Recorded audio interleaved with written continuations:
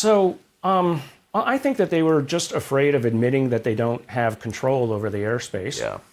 That's one thing. But also, it's really back to what it is that I was saying before. We have the data, but we have, to the extent that there is proof that there's something else here, they didn't want anybody to know about it because they're scared of what the reaction might be. Yeah. No, it makes sense. I mean that's a human reaction. It's a human reaction. Yes. But the other point is, I think that's important to realize, is that when a lot of, let's say, these events were occurring and there's claimed crash materials that might have been collected, this went off to places like Lockheed and all of the big aerospace companies. They wanted to profit off of it. And many of them basically took a lot of the information, set it aside, and they decided, okay, well, we're going to profit off it. We're not going to tell Congress what this is all about, because if we do, then maybe we have to share this with McDonnell Douglas or something else. How could so if an aerospace, and I've heard this theory from very informed people, I don't think it's a theory, it sounds true, that if there are crash materials, and apparently there are, those reside in the custody of not the U.S. government, but of contractors that work for the U.S. government, aerospace, defense contractors. Right.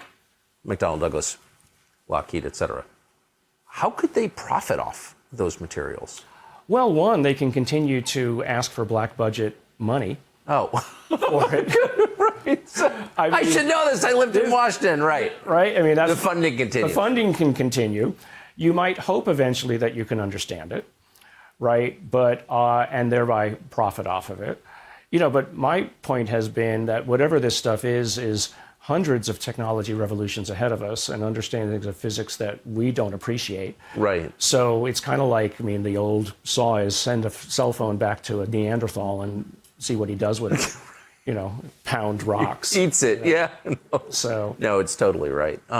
Fascinating. So it sounds like in the world that you live in, it is taken for granted, which is assumed to be true, that this stuff is real. Yes. Yeah, it's 100% real. There's just no doubt about it. The data is real.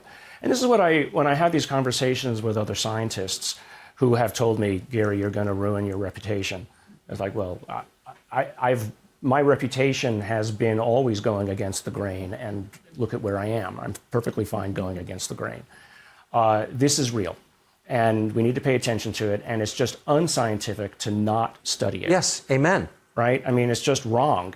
And if you're going to be that way, you're a priest, you're not a scientist. Amen. Thank you for saying that. I feel that way about a lot of things that touch science, but this is definitely one of them. So why would the aerospace company that you have not named, I've noticed, why would they be interested in finding, along with the CIA, the answers to these questions? Technology. You've seen the reports on how these things move. 0 to 5,000 miles an hour, instantaneous acceleration and deceleration, transmedium travel. Yeah. Meaning from air to water. Air to water, yeah. We can't do any of that. We just can't. And moreover, we don't know how it's done. We don't know how it's done. And so that means that there's a level of physics that can be appreciated and maybe taken advantage of.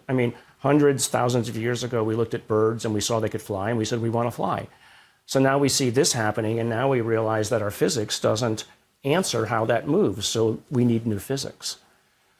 And so that, to me, is the most important aspect of this. But if we go back to where my career came from, I always look at data and say, what can I do with this and make something out of it to give back?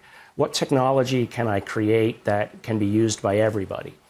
So similarly, I look at these materials, and I do have some public materials, and I say, if I can understand these at the atomic level and understand how these things are put together, I might not understand how anti-gravity works, but I can now bring in scientists who might be experts in the kinds of atoms that are there and say, tell me what this might have been used for, because this is where it came from. But all of it was sort of like alighting around the central question, which is who made these? Who are these people, these things? What is this force? Yeah. Not human.